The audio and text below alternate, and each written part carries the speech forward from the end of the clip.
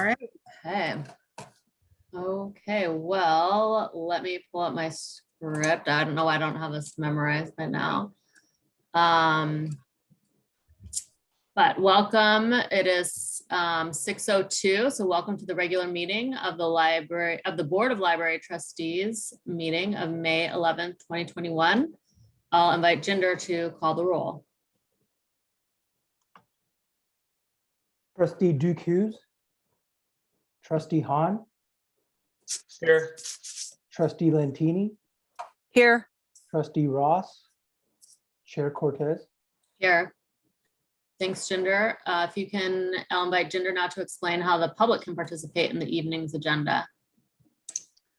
Good evening, everyone. Viewers are welcome to provide public comment online through Zoom or by telephone at 669-900-9128. And the meeting ID is 9805-329-7252#. If you are watching the meeting on Zoom and wish to provide public comment, please select the raise hand feature either on the bottom of your screen or through the participants icon. If you are participating by telephone and wish to provide public comment, please press *9 when the chair opens the public comment period. When it is your turn to speak, you will be notified that the host is inviting you to participate. You will need to press *6 to unmute yourself. Once you are unmuted, you will have 3 minutes to provide your comments. Thank you, Jinder. We are now at agenda amendments. Are there any amendments to this evening's agenda proposed?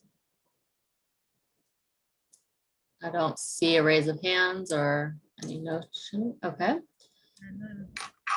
To the minutes, we are to approve the regular meeting minutes of April 13th, 2021. Are there any questions from trustees? Okay. I will open for a public comment. There are no attendees. Thank you. I will close public comment. And so if there are no questions, we can I have someone offer to a motion to approve the minutes? I'll move to approve the minutes as submitted. I'll second that. Great. Jinder, can you call roll, please? Trustee Duke Hughes. Trustee Hahn. Aye. Trustee Lentini. Aye. Trustee Ross. Chair Cortez. Aye. Thanks, Jinder. And so we are at item number 2. We will talk with Jill Tokotomi about the mall reopening presentation. Go ahead, Jill. Hello, everybody. Good to see you all again. So yeah, I'll talk about the mall and also the Pickleweed Lab reopening. Just go ahead and share.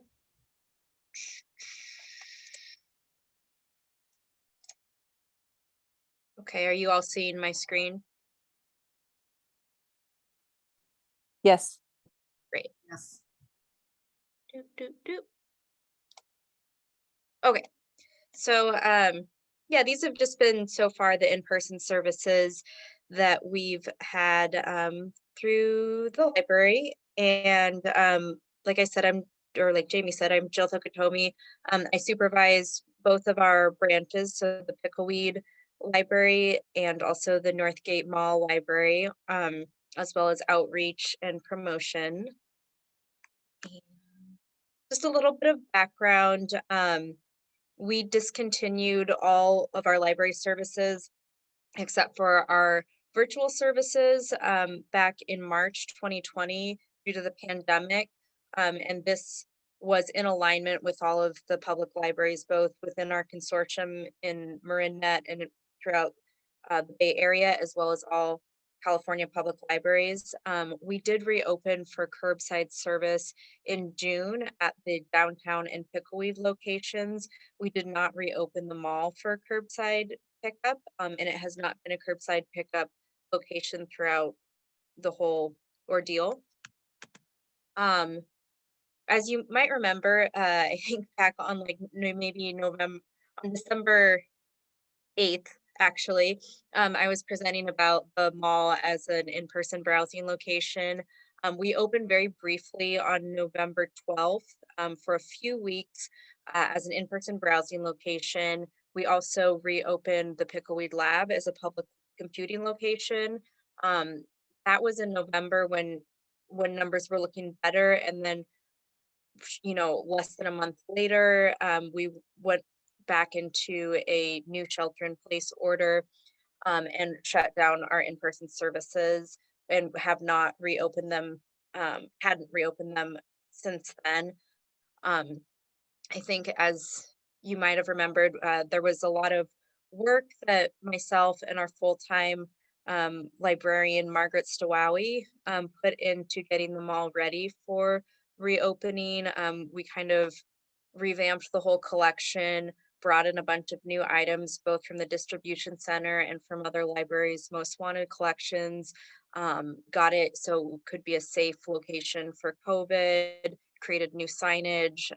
Henry built a big, or not Henry, well, this was Henry's conception, but our public works department built a big like shower curtain fishbowl that staff were behind. So it was a lot of labor to get it ready. And then it sat for a number of months, but when it came time for us to reopen again, there was very little work that we had to do this time around to get it ready for reopening. So that was the good news about that. So as we've continued to progress into less restrictive tiers, we're currently in the orange tier of moderate risk.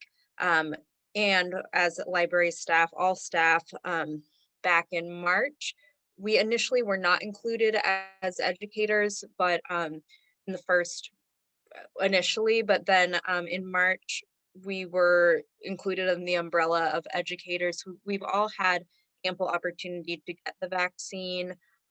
So conditions are feeling safer for us. And as a result of that, those two factors, on April 22nd, so about 3 weeks ago, we resumed in-person browsing at the Northgate Mall and in-person public computing at Pickleweed again. So this is, what we have for the mall. We have very limited hours. They're from Thursday through Saturday, just 12 to 4.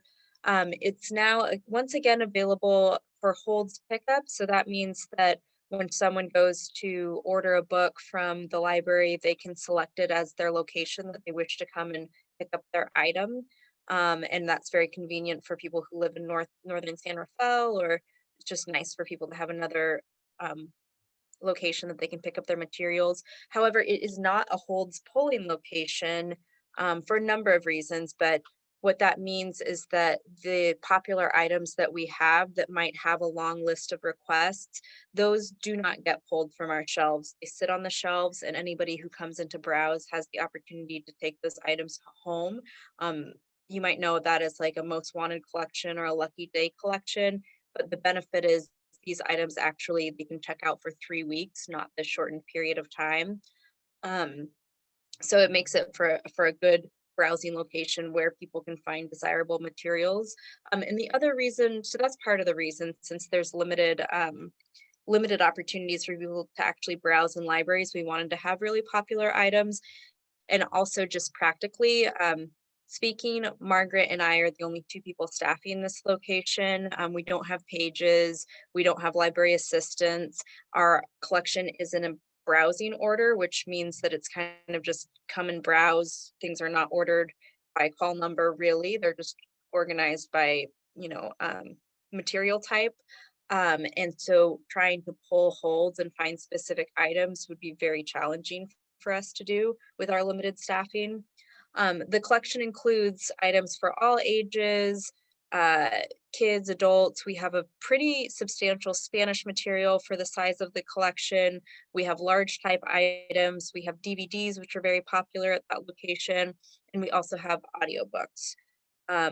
In preparation for reopening, we, if you guys had ever been to the mall location prior to the pandemic, we were kind of the place to pilot emerging technologies. So we had virtual reality, we had a 3D printer, but of course with virtual reality, people would be putting shared equipment on their faces, and we're just not creating opportunities for people to really linger. So all of those items have been removed. So it's really strictly just for people to come in, browse, and get their materials. And really, we want them to be in and out within 15 minutes or so. Here's some photos. You can just see one of the other benefits to this location is it used to be a Payless shoes store, and very little, like, we didn't do anything different with the shelving. So if you can imagine shoes on these shelves, but it actually creates a really nice face out collection where folks can actually just come and look at the materials, and they don't have to touch anything. They can see the covers without pulling them off the shelves and putting them back. And you can also see that we have these nice wide aisles here that create a lot of space for people to pass one another without getting too close. So it's pretty much ideal for in person. Just some statistics about the Pop-in Library. So we've circulated 474 items in just our 3 weeks of very limited opening. We were keeping statistics of, or we are keeping statistics of who's coming in the door. You can see on the first week, the first day we reopened, we had 26 patrons. Friday was a bit slower with 18. And then that Saturday we had 51 patrons. Margaret and I have just anecdotally noticed that on Thursdays and Fridays, it tends to be older adults that are coming in, and Saturdays are really popular for families and for people with children. Here's a picture of Margaret in our most wanted collection. Okay, so now I'll talk a little bit about the, we're calling it Express Computing at the Pickleweed Lab. We have it every day that we're open, so that's Tuesday through Friday in the last 2 hours that we are open for curbside that day. So that looks like Tuesdays and Fridays 2 to 4, and then Wednesdays and Thursdays are later days, so it's available 4 to 6. With that being said, we do offer flexibility if people can't make those hours. It's not a big deal, but those are the stated hours. We have 4 stations currently. We've never had a wait. We tend to not have more than 1 or 2 people in the lab at a time, and there is ample space in between each station. They're actually Chromebooks. We got a bunch of new Chromebooks, and we've just kind of set them up to have monitors, keyboards, and mice, so that makes it more accessible and comfortable for people who are maybe not used to using a smaller laptop, but there is the easy accessibility of just having a browsing laptop. And we do have printing available, which tends to be what people are coming to the lab for, is to get their items printed. Here's another photo. You can see we have 4 tables, but we have sort of this set up twice here with these 2 computers, and you can see how far apart they are. And then one other benefit to having public computing, particularly at the Pickleweed branch, is it is located right in the canal, and you can just see the stark digital divide here, where 57% of people, we did a survey back in, gosh, this was, I think, last summer. I was a part of a canal digital literacy working group, and we distributed a survey to people who live throughout San Rafael, and we found that 57% of people in the canal do not own a computer in their homes, compared to only 10% throughout the rest of San Rafael. So it is a needed service, particularly in this neighborhood. These are at both locations. We're just practicing really safe COVID practices. We have masks all the time required, staff and patrons. We ask people to self-monitor for symptoms, and also if they've been exposed to folks who have those symptoms in the last 24 hours, they're not allowed to enter. We don't take temperatures, but we're just, asking people these questions before they come in. We have hand sanitizer everywhere. We're sanitizing surfaces in the computer lab. We're sanitizing the keyboard and the mouse after every person uses it. And we are enforcing distancing, and we don't we don't allow more people into the spaces than would not allow for us to have people distance safely. And so far in both locations, we've never had to set up a cap to that. We do have a stanchion at the mall. If necessary, we can put it up and then kind of do a 1 in, 1 out, but that hasn't come up yet. Okay, and that's all the information I have to share. I'm wondering if anybody has any comments or questions. Thank you, Jill. Yeah, well. Thank you, Jill. Cheryl. Yeah, I was just curious. I know it's only been a few weeks, but have you seen, since those statistics the first week, has it kind of steadily increased? Has it leveled off? I mean, what are you seeing in terms of traffic? It's been similar. It's sort of been on Thursdays and Fridays, we've been kind of between, 20 and 30 folks. And then Saturdays, it's been more like in the 50s. And that's in 4 hours. So it's not terribly busy, but there's always people in there and it's steady. Great. Thanks. Are you noticing a certain time of day where you're seeing more traffic between the 12 and 4? Margaret and I work on Thursdays and Fridays. There tends to be a period around like maybe 3 where we won't see so many people. But when we first open, we're a little bit busier, and then around like I don't know. Yeah, kind of right at the end, it seems like we're always having to ask people to leave, but I couldn't say definitively. Okay. It's such a short period too that it's hard to really say. Understand. Yeah, I was just seeing if there's any thought around looking at different hours or anything to see what could happen. I actually did have a question around the computing, the express computing. I was just curious because the graphic and the numbers that you were showing is interesting. It's just so when those folks that don't necessarily have access to a computer at home, was there any indication of what they would what they need a computer for? Definitely. Yeah, and if you on the city website, you can access this whole survey. It's really interesting. We tried to keep it as short as possible. It was a collaboration between the city, and I was on it, and then other people from digital and folks from Canal Alliance. And they did the way they asked people these questions. They were going to food distribution sites. They were going to in person, really trying to have Spanish speaking what do they call them, people to go and ask these questions. And we were asking, what are you using? People were using their phones. What kind of bandwidth do you have? And so the way we asked that was, can you watch a video without it buffering? Can you load a website within a minute? And we found that people had very poor connections. They were using their data, and it was phones. They were either using phones, or they were a lot of times, if there were kids in the family, the whole family could sort of use a Chromebook that was given to them by the schools.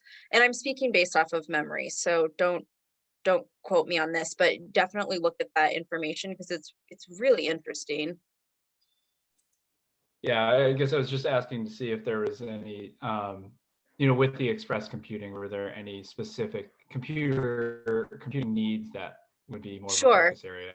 Right, that was another question too, and I can't remember the answer to that, but we were wondering if people were using it for applying for jobs or for entertainment. Yeah, let me link that in the chat to you though. I did put in I remember the Canal Alliance doing fundraising for this. So I did put in the chat their version of that. So I don't know if it's the same one, Jill, that you have, but it looks like some of the data that you're talking about is in there. Yeah, I think it is the same thing. Let me take a look. Jill, kind of going off what Eric was saying, I'm curious of who's using the computers? Like, are you noticing? Because I feel like the hour starting at 4 is that are kids having the opportunity after school to go there and do it? Because I know school's ending, earlier now than usual. So I'm just wondering. It's not kids. It's not And kids, I will okay. say that the schools have done a good job of distributing Chromebooks to kids, so they Right. do have access to that. Who are we seeing? Like today we have a young dad who is coming because he was trying to get his unemployment benefits reinstated. We have a lot of times people will come, like we did have a high school student who was printing off recommendation letters for a scholarship. Occasionally we'll get older adults who are doing whatever they're doing on the computers, but a lot of times I've kind of noticed anecdotally it's people who are coming in for a specific task that they need to get done, that they either don't have access to a computer or they don't have access to a printer. So it's not, we kind of initially when we did this back in November, we were doing 1-hour appointments, and it's still limited to an hour, but it's not something that we're having to enforce because it's sort of a come in, do your task and leave situation. Not a lot of browsing is happening. Jill, that's interesting that you say that. And I'm wondering, I know all of our kids, majority of them have Chromebooks, but as school ends next month, and I'm assuming everyone returns their Chromebooks, I'm wondering if there's a thought ahead of, how we navigate that, not just at Pickleweed, but in general of, I don't know. Anyway, not for you, Jill, to mess around, but just sort of thinking out loud about kids, not used to having all this access at their fingertips to computers, and that no longer being available. I assume in the summer. I don't know. I haven't heard when I have to turn in my. Yeah, I'm actually not sure whether they return their Chromebooks or not. That's interesting. And it's funny just like that you say that too, because we did have a mom a couple weeks ago who came in and was asking about our unattended child policy, like how old can a child be to come in and sit in the lab and use it. And to be honest, and it's sort of embarrassing, but I didn't really think about kids when I was preparing the lab for use, just because it's only 4 stations. And back when we were open for people to come in and use the computer lab and use the library and hang out and play with toys and do whatever people do in libraries when it's not a pandemic, we would see kids who would come in and they would play on the computers. But that's just, I guess, because when I'm thinking of like, what are people's needs? I'm thinking, yeah, people need to apply for jobs. People need to do whatever, like fill out whatever forms they need. People need to print. And I wasn't sort of thinking about the next tier down of like kids want to play on computers. And we haven't really seen kids coming in to play on computers, but it's not summer yet. So it is, see what happens with that. Henry, did you raise your hand? As part of our hybrid computer approach, we have bought like an extra 25 in addition to our existing 19 Chromebooks. And our plans are to be prepared if there's excess demand for public computing to be able to check out Chromebooks for the use in the library. So if it did happen that there was a run on computing, we are well prepared to meet that community need. Hooray, hybrid approach. Thanks for thinking ahead, Henry. Thank you, Jill. Are there any, we'll open it for public comment as well. There are no attendees. Okay, thank you. And last?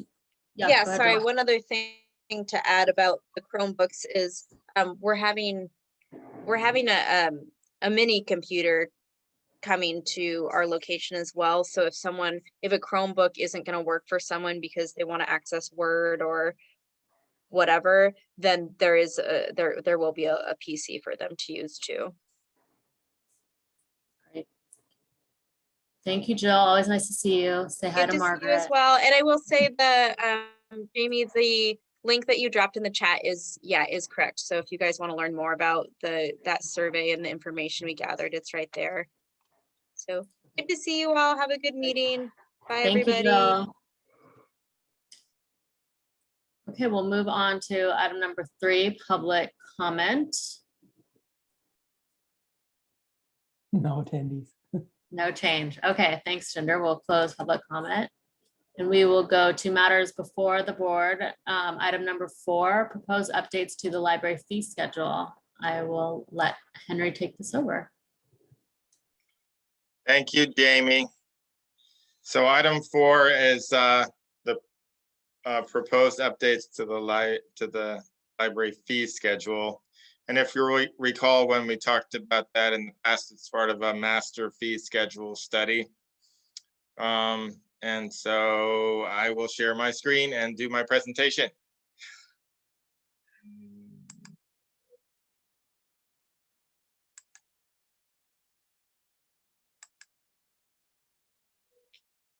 Can everyone see that?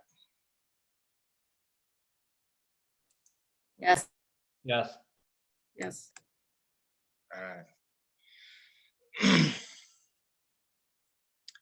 So summary, in 2015, Santa Rafael eliminated daily fines for children's materials, and we were kind of ahead of the curve at that time. And in 2016, this board voted to eliminate all daily fines, but that request did not pass by the City Council Finance Committee. Since then, in the intervening 5-ish years, many library systems throughout the area have stopped charging daily fines for overdue material, including Marin County Free Library. And now we're in the process of determining the best path forward with the recommendation of eliminating those daily fines for adults so that there will be no daily fines for any age group. And also eliminating the library card replacement fee. And just to reiterate, we would still charge for lost or damaged materials. So the recommendation is for this board receive this report and provide feedback. A little more background. When we did eliminate those fines when we were in 2015, the response from the community was universally positive. Otherwise, I've said everything that's on this slide, sorry. And now the challenge before us is to kind of move forward and get more in alignment with the best practices in the field, both in our sort of local area and beyond. Here's a chart as part of the discussion. When the study first started, several of the libraries on this chart, I think Larkspur and Sausalito were charging fees, but they stopped charging fees. So you'll see that our daily fine's 25 cents a day. San Anselmo is charging that, and Mill Valley is 20 cents. But Sausalito, Marin County, and Larkspur are not charging daily fees. And those fees vary slightly from one type of material to another. The county being 50% of our consortium, they're kind of like, it's very significant that they have sort of led the way in eliminating their fees as far back as July 1st, 2019. The replacement fees vary throughout the consortium. We're on the kind of the high end with an $8 processing fee. I believe that's still less than what we actually incur in terms of handling and the fee that our vendor charges us to produce a shelf-ready item. So we pay an additional fee in addition to the cost of an item to have it barcoded, Mylar cover, all the stickers, tape. And so when someone loses an item, in addition to the sort of fixed cost of the item and the actual barcode and stuff, the processing, there's additional, administrative overhead that we have to do in terms of, like identifying it, talking to the person, charging them, et cetera, et cetera. So none of these fees are going away.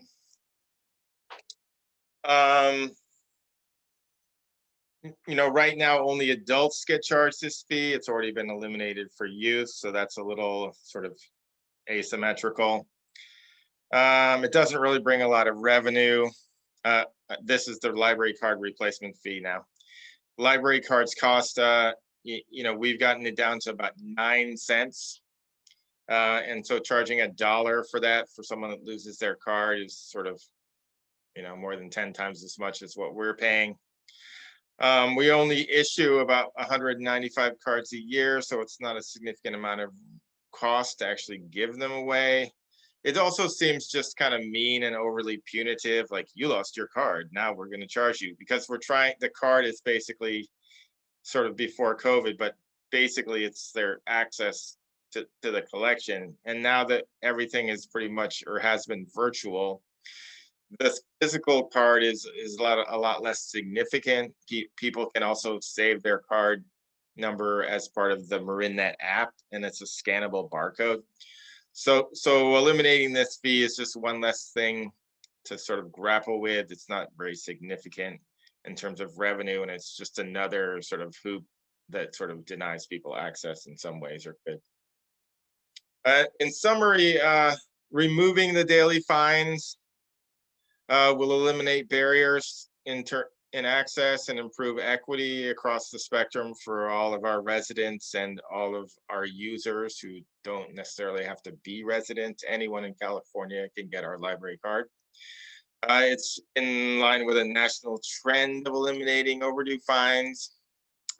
For example, when Salt Lake City got rid of their fines, reporters contacted us because they knew we were one of the first libraries to get rid of children's fines. So it's sort of a national trend. And, generally in the Bay Area, we're somewhat of an outlier now that we're still charging daily fines. That said, during COVID and up to now, we haven't been charging any of these fines as a consortium. So it might be a nice kind of transition if this actually comes to pass soon, that the fines are eliminated before we reinstitute them. And then it is very inefficient to collect these tiny amounts of money, sort of arguably, and it's a provable fact that what we're paying people to process these fees and sort of collect them is actually more than the fees they're collecting, which is very counterintuitive. And we could reallocate this whole that effort to better customer service and kind of building a more positive relationship, depending upon the person and the situation. Just collecting fines is somewhat of a negative and seems punitive. So sort of redirecting that effort would be a win. And then we had been used to collecting around 30,000 in fines per year. And so we've cut the budget by that much, and that's carried through to the current fiscal year.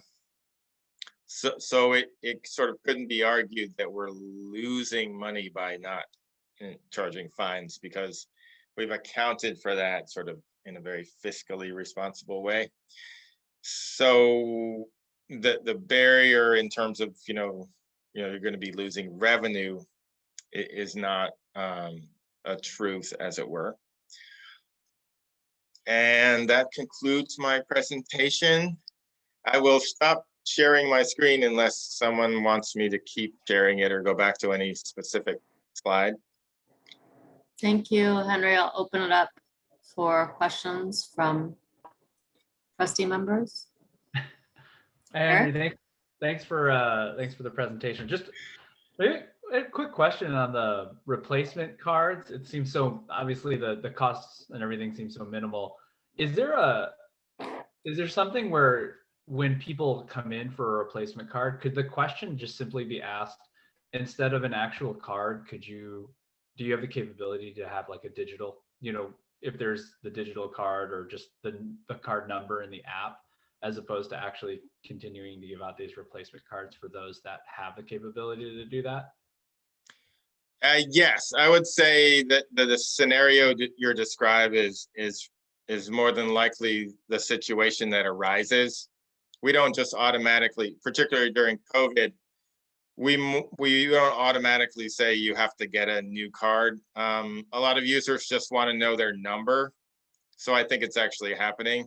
And the number of cards that we replace, the number we had from several years ago is 195. So it's not like it's happening a ton. And I think that we're preparing for in-person scenario because we really haven't been replacing cards per se. We've more been focusing on issuing new cards. So we'll have people come to curbside to get a card.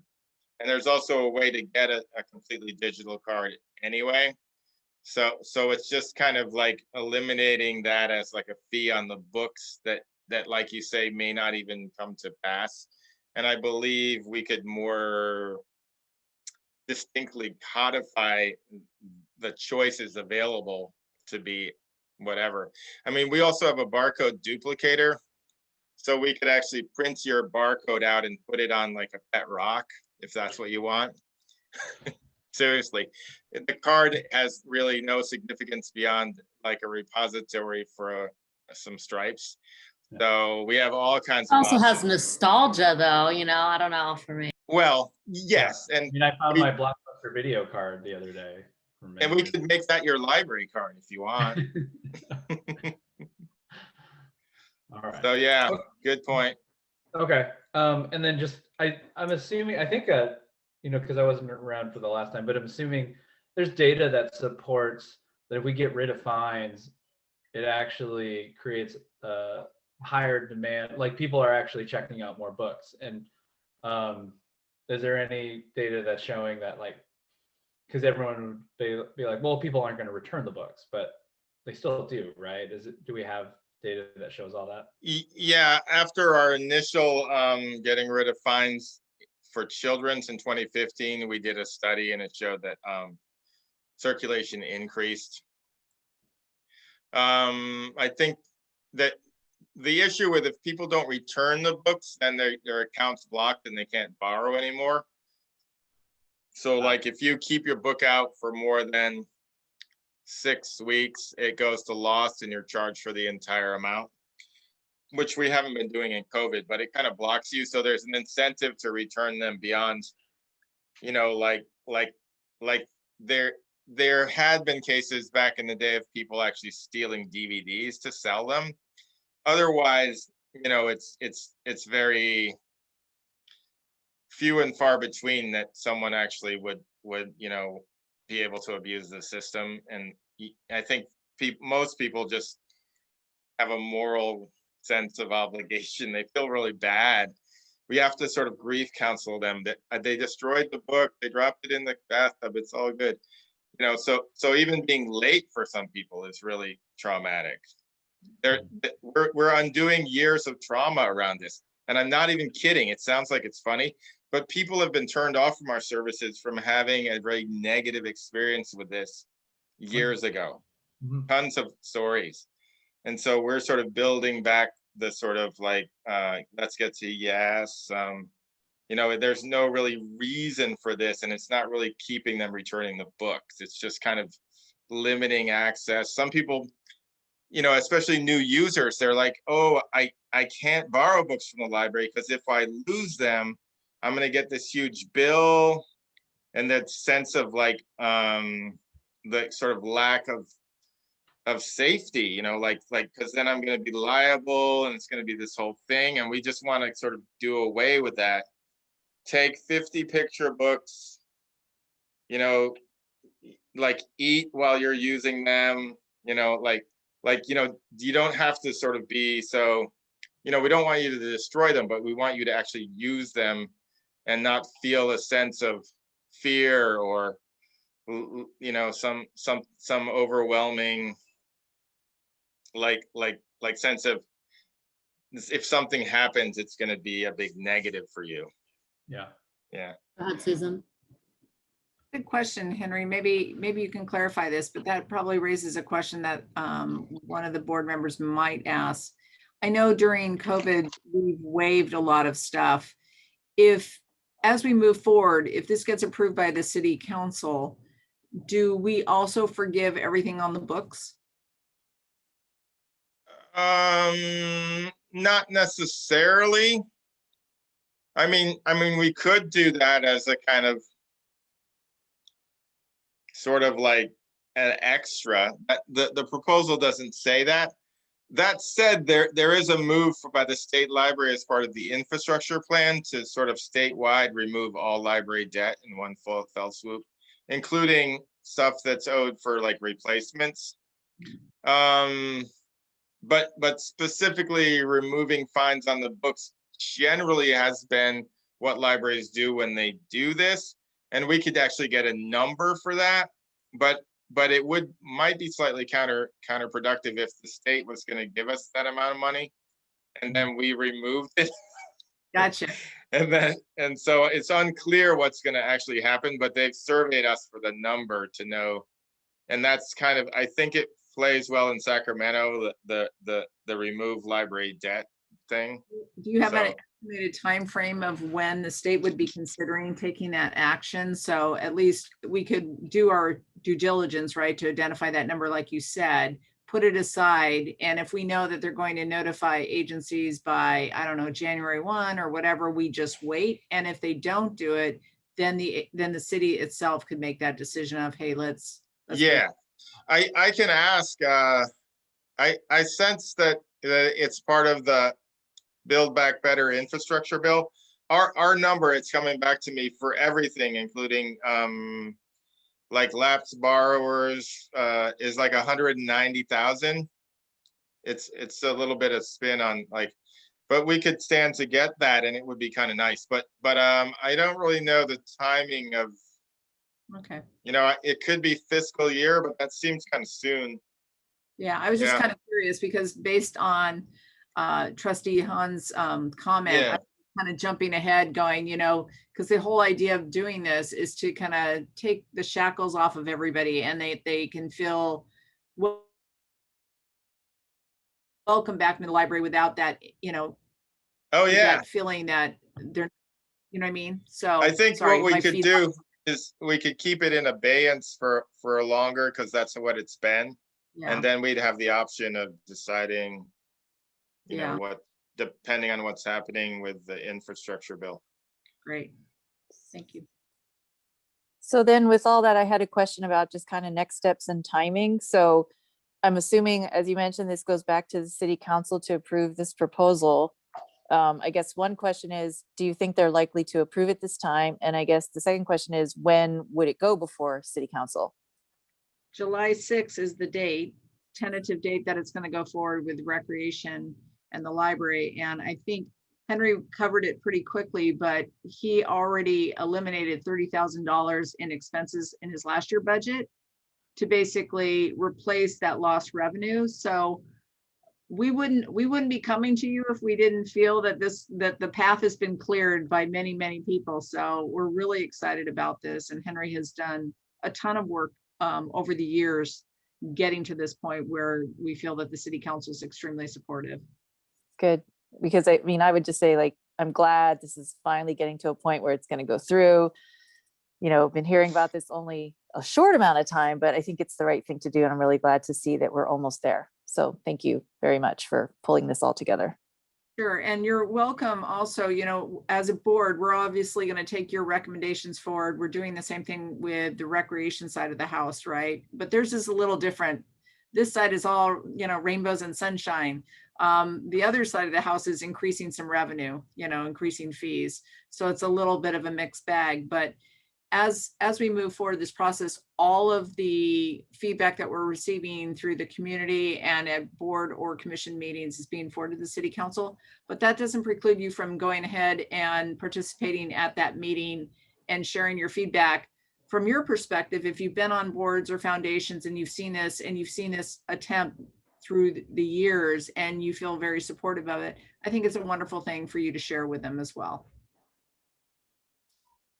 Great. And Henry, you know, I'm really excited that we're finally getting to this point. So it's great to, and we've talked about it and talked about it. So it's really glad that we're here. So thank you for all your hard work on it.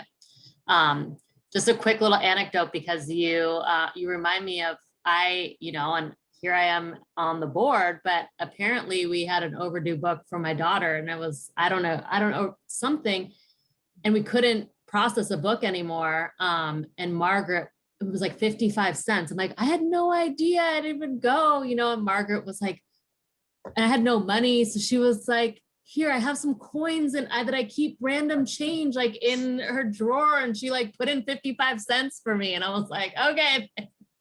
Anyway, it was just a cute anecdote of, and I was, you know, I was thinking, oh my gosh, I can't believe you know, have these overdue fines. Anyway. That was just an anecdote Nice there. story.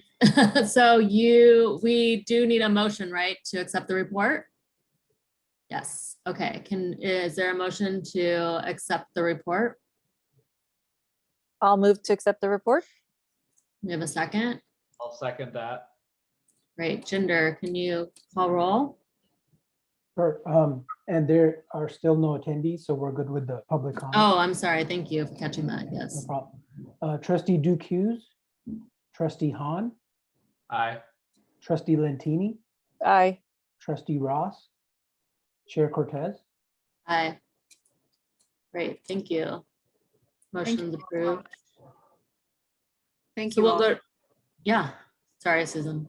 No, we just really appreciate your support throughout the years, and without it, I'm not sure how this would have happened. So I know Henry has been a strong advocate, but you know, we're staff. And so it always is extremely helpful when we have related boards and commissions and committees supporting the efforts of the library. So thank you. Yeah, and let us know if there's something, whether as you mentioned, Susan, to attend or do a write-up or something where we can for our support, because you know, I also sounds like there's a million reasons, and Henry even mentioned, right, freeing up the amount of staff time, which likely costs more than the actual revenue generated, and there's just a whole host of things. So if we can do something, happy to do it. We'll just make sure that you have the packet as it moves forward, and the date and the time of the meeting. So if you want to participate, you can, or submit comments, you can, or people that you know that are interested, you can.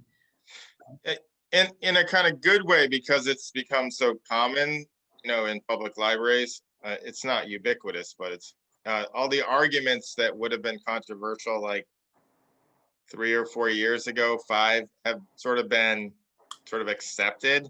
So I'm sensing that though it would be awesome to really discuss it in that way, that it might not even be needed.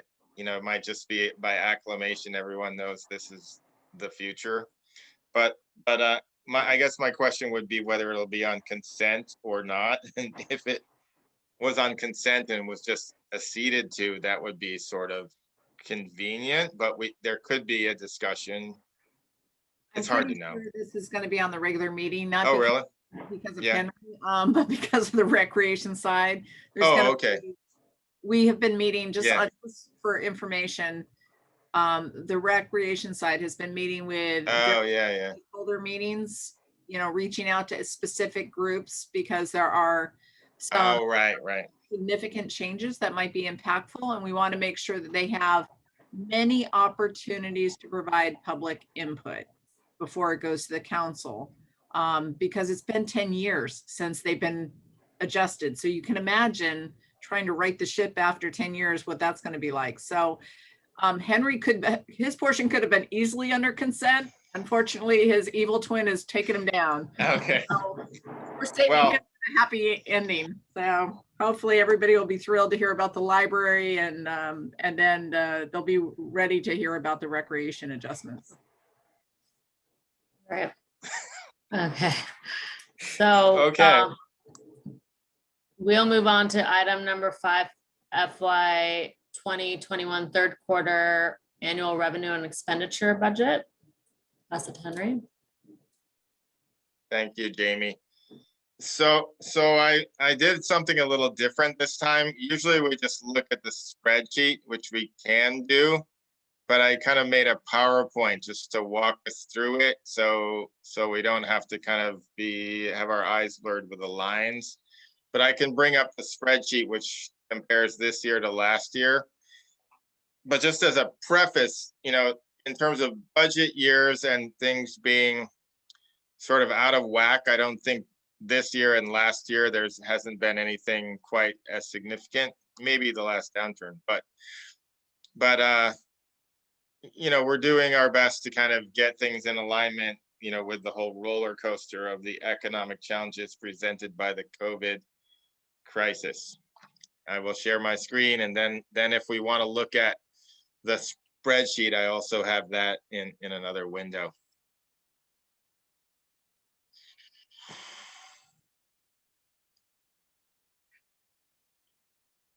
Okay. So can everyone see my screen?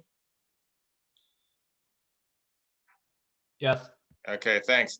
So this is the review of fiscal year 2021, the third quarter, the library budget. You know, quarterly, we bring you these budget summaries.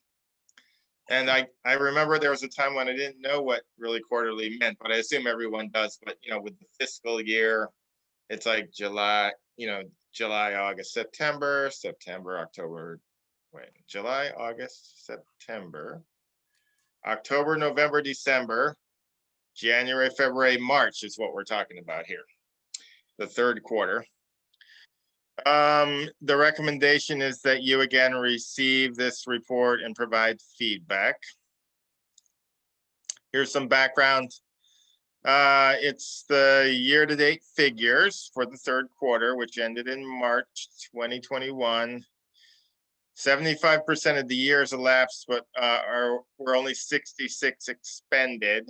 That is sort of indicates a little bit of challenge throughout the year in terms of spending and keeping on track. General fund is at 73%.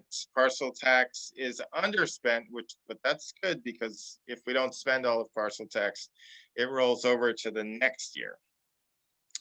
Parcel tax is lower because finance has told us to try to spend more general fund because of that very fact that parcel tax doesn't, like a sort of the general fund budget, sort of disappear if we don't spend it all. And that parcel tax budget that I refer to is about a quarter of our budget of 4 million plus. That is a parcel tax assessment for all City of San Rafael residents in the neighborhood of $50-ish. General fund provides approximately 70% of expenses, operating 29% parcel tax. The Friends about 1%. Our revenue from the general fund in the way we think of revenue is 18,000-ish, pretty low, and that's almost exclusively money that we get from NorthNet, which is our official California State Library Consortium. MarinNet is sort of an operating functional consortium of shared resources, but it's not an official state library consortium. We're part of NorthNet, which goes from Marin to the Oregon border to the Nevada border, and sort of it's all of Northern California. The parcel tax is seen as revenue in general in that it's collected from, you know, individual citizens by the county and sent on to us, and that's about $1 million. And the Friends contribution this year is estimated to be around 23,000. Henry? Yeah.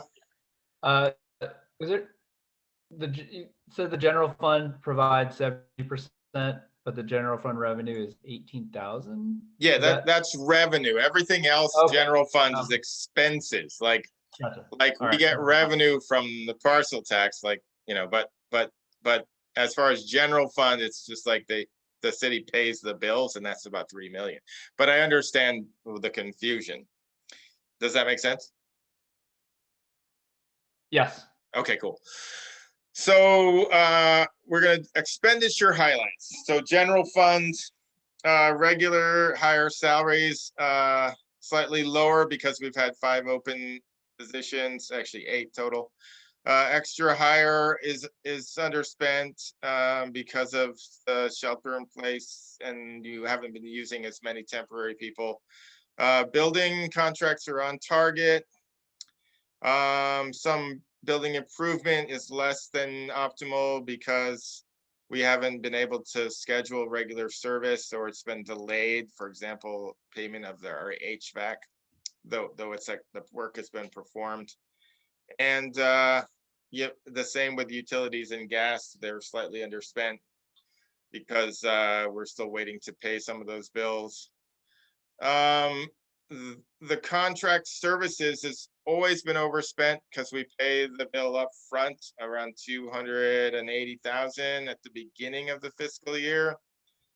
We're very thankful to digital. They're paying the scenic portion, which is our connection to the sort of CalREN broadband educational internet connection that goes to libraries in the state.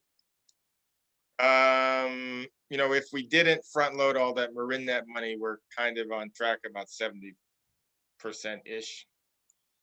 Internal service charges are on target. That's, you know, when we have internal service charges from digital, for example, for replacement of computers, etc.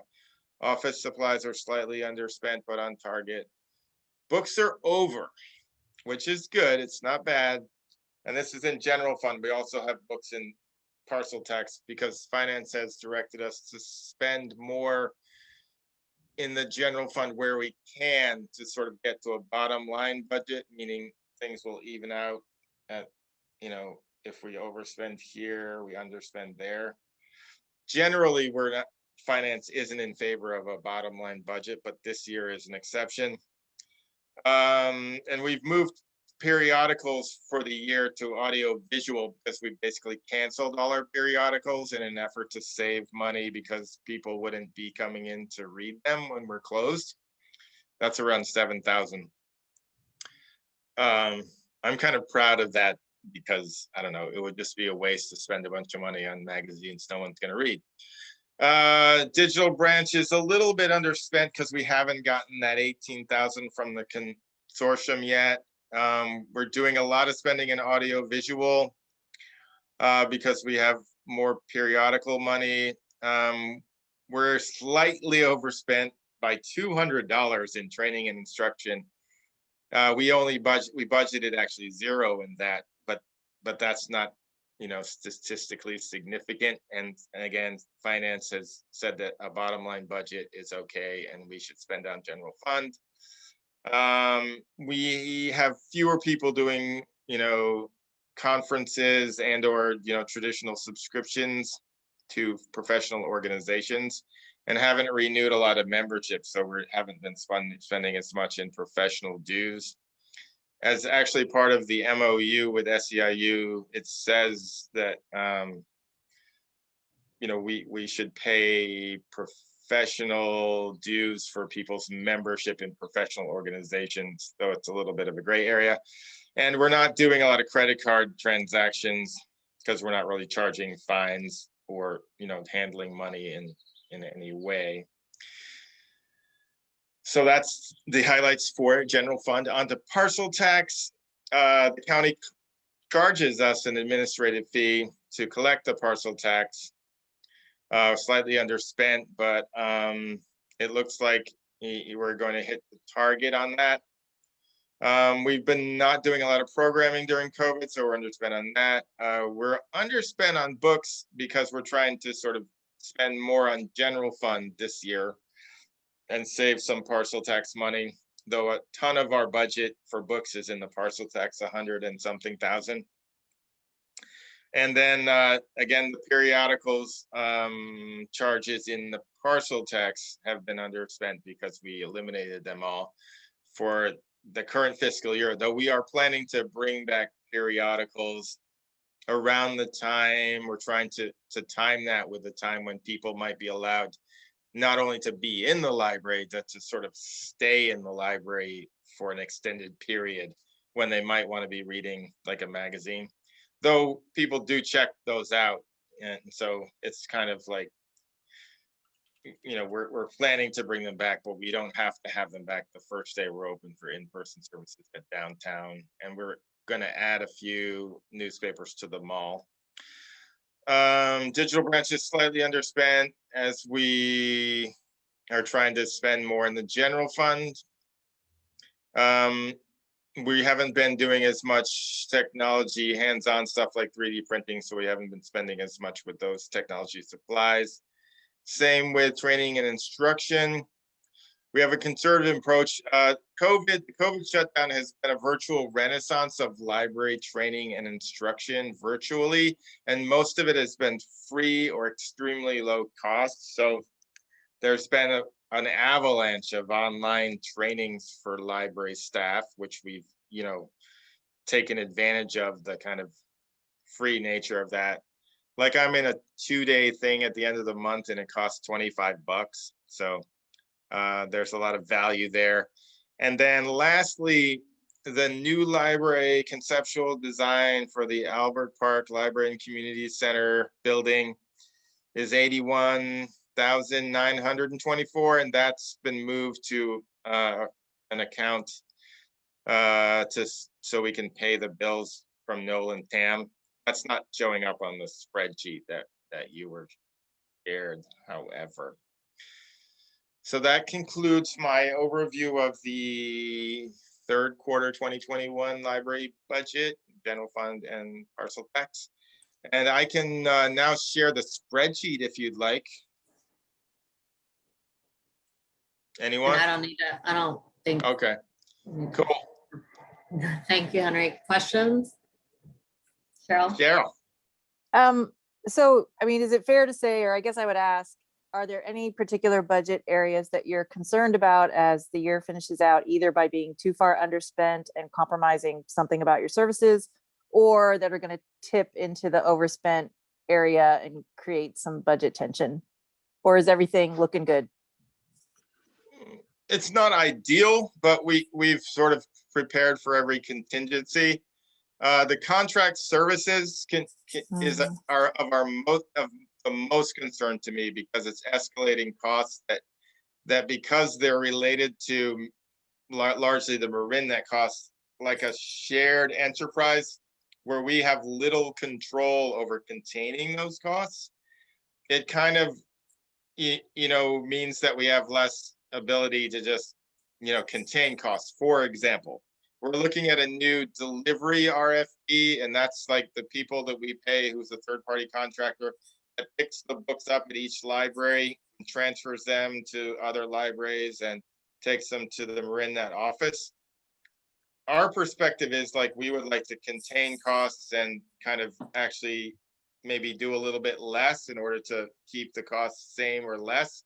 But other libraries in the group want to increase service, do another day, add locations. So it's a little bit tricky to kind of try to contain that budget line, because it's like you're having a party with 8 other people and they're buying stuff that it's kind of hard to control everyone's, because it's like a collaborative enterprise.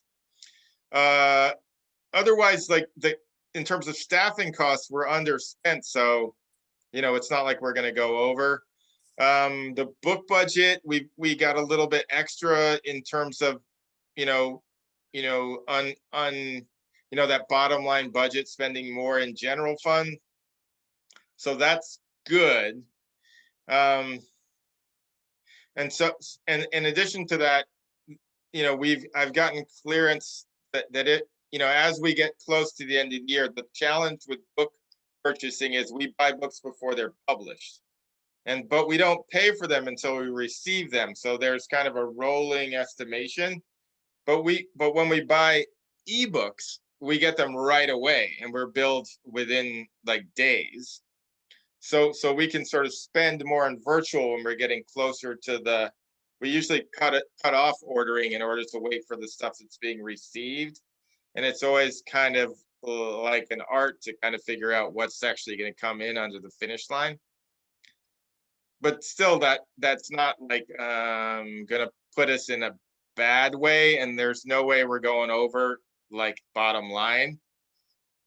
And so, we're a lot better off than some libraries after COVID who like cut budgets by 30% and had to lay people off and stuff. Like, so I'm feeling good. Good. Glad to hear it. Thank you. Sure. Any other questions, Susan? Or you're off mute? I didn't know if you had something to add. No? Nope. Okay, great. I don't have any questions, so thank you, Henry. As always, you're on target, so thanks. Oh wait, shout out to Jinder. Jinder Yes. is like inestimably like the master of the numbers. Without him, none of this would be possible. Thank you, Jinder. And so yeah, I can't say enough about that. But Yes. back to you. Thank you, Jinder. And Jinder, as we're talking to you, we'll also open it up for any public comment. No attendees. Okay, thank you, Jinder. There's no motion we need to make, right? It's just an informational aspect, right? I guess you could accept the report if you wanted to. I don't think it's Motion to accept. I'll second. Jinder, you want to call roll for motion to accept? Sure. Trustee Duque, Trustee Hahn, Aye. Trustee Lentini, Aye. Trustee Ross, Chair Cortez. Aye. Thank you. So we'll move on to other board reports and comments. Are there any brief reports on any meetings, conferences, or seminars attended by board members? Does anyone have? I'll just mention just a little anecdotal story. I was coaching a workshop last month, and the premise was teams were to spend 2 weeks prototyping a solution to take 1 ton of carbon emissions out of the atmosphere. And I did our team did a review session with a Halifax team, and the Halifax team was, they took a little bit of a side path to look at consequences of, climate impacts.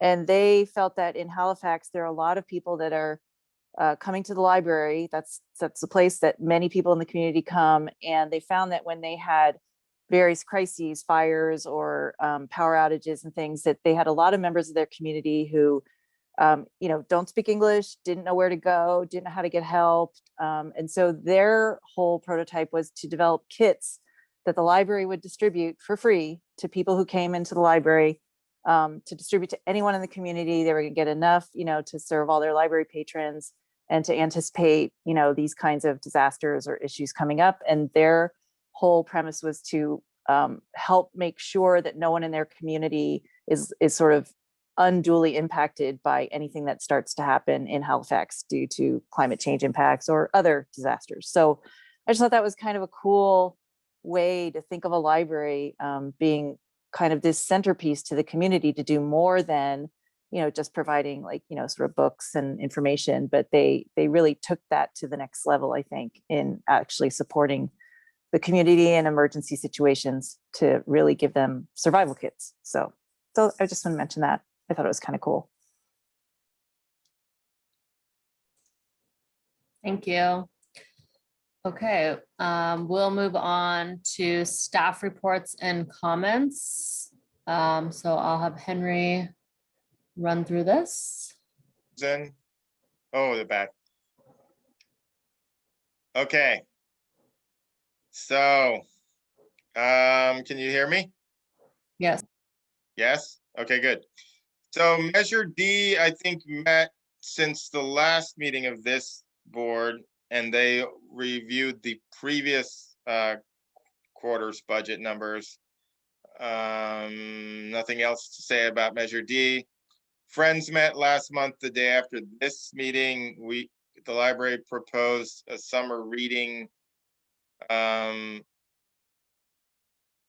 we asked for summer reading budget, but the proposal was a little bit late, and the Friends wanted to discuss it more. So they'll be taking that up again tomorrow. Our summer reading ask this year doesn't include bags, and it's kind of a slimmed down summer reading approach that focuses on giving books to the kids when they sign up and having fewer or much less kind of complexity of kind of prizes and stuff, and no online component, and like a paper log. The friends requested to review the log before they wanted to approve the funding request. So we kind of we redid it, and we're sending it back again. Foundation board, I think has been delayed for, no, we met and we went over the latest on the conceptual design process. I think everyone was excited. Cheryl was there. MarinNet board meets like the third Thursday of every month. The last meeting was pretty much around the RFID automated materials handling project. So we got about 500,000 for the county to both buy RFID tags to tag the entire collection, and then some seed money to buy a sorter that will serve the entire consortium, and also support some of the locations like San Rafael would want to get a sorter for our downtown library. So that's all in the process of putting out an RFP for a vendor for both of those things. We also talked, like I mentioned, about a delivery RFP, getting a new vendor to deliver, pick up and deliver items throughout the system. Those of you that go up and down Lucas Valley Road may notice a new book drop on Lucas Valley Road by the mailboxes. Shout out to DPW for pouring a pad and actually installing the book drop, and then building an asphalt ramp about 3 inches high so you can easily remove the box from inside. And so that will be featured in the next Friday memo. I kind of did double take on that. I was like, what is that? Yeah, it's a book drop. So I've heard only positive things, and actually the books dropped there are being taken to downtown San Rafael to be sorted. This occurred because Mill Valley also wanted one in Tam Valley to serve unincorporated, technically county residents, in the same way that people that live in Marin would, or they think of themselves about with San Rafael, but they would live in the county. So that will be convenient. NorthNet, I don't believe has met since the last time this board met, though they have taken up a statement on universal borrowing. Some of you will remember a staff report on that. So that's becoming something that the NorthNet consortium will be making a statement about, basically in support of universal borrowing applying to digital and physical resources. And as an aside, MarinNet as a consortium has started to embrace that after prodding by me. And we've actually looked at the numbers to allow people that don't live in Marin to access our ebooks, and it's actually going to work out fine. So there's just detail work, but I think that's been accepted generally as a kind of universal value. The new library building update. We had our third meeting. There's one more meeting of the working group. It was there's been a refined concept, which is the building up close to Safeway on the corner of the lot, with a driveway around the back that can be blocked off in the middle, library upstairs, children's library downstairs, meeting rooms for rec downstairs. There's a little discussion about overall library resources in the city that was a little surprising, but I think there's a general sort of sense of getting to kind of agreement about, what's possible, what's doable, and what other parts of the city will contribute to our overall community resources in library square footage. But it's amazing that the whole process has been pretty much on time, and we're going to meet our goal for, presenting to city council. So it's been a model process in my estimation. And Nolan Tam has been very flexible and accommodating, good to work with. And yeah, for my library update, we've been hiring like crazy. It's a lot of work. Interviewing first and second rounds. We have a bunch of conditional offers out. We have one official hire. Lee Ashkenaz, who has been half-time at Pickleweed, has been hired for a full-time librarian position. She's bilingual, which is awesome. She's an author. She's magic with sort of middle school age book groups. She has a ton of experience. And so she'll be regularly appearing at downtown. So we'll have people speaking Spanish, feeling more welcome because staff speak Spanish at downtown. So we're excited about that. I can't say anything else, but we do have conditional offers out to like 3 people. And then we're going to be doing another second round for senior library assistant. And we have 3 positions that are opening now: librarians, half-time library assistant, full-time senior library assistant, and then 2 that we can hire at the start of the fiscal year, July 1st. So we're kind of, getting prepared for reopening in person by getting more staff. So that's been working very well.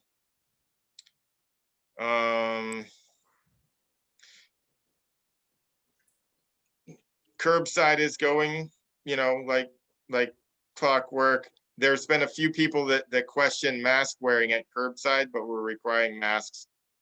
With the new mandate, you don't really have to wear a mask when you're outside, not 6 feet from people. But when you're doing curbside, you're kind of close to people, so masks required. Did I leave anything out? I think that's it. Questions? Yeah, Henry, in relation to your talking about hiring, so is there a notion of when you might start opening doors, especially with, summer coming up and there's less Yes, opportunities? we haven't announced a specific date, but that's coming, and it should be pretty soon after we go to yellow, not immediately, but stay tuned. I talked to Susan about that today, and we've got a great date.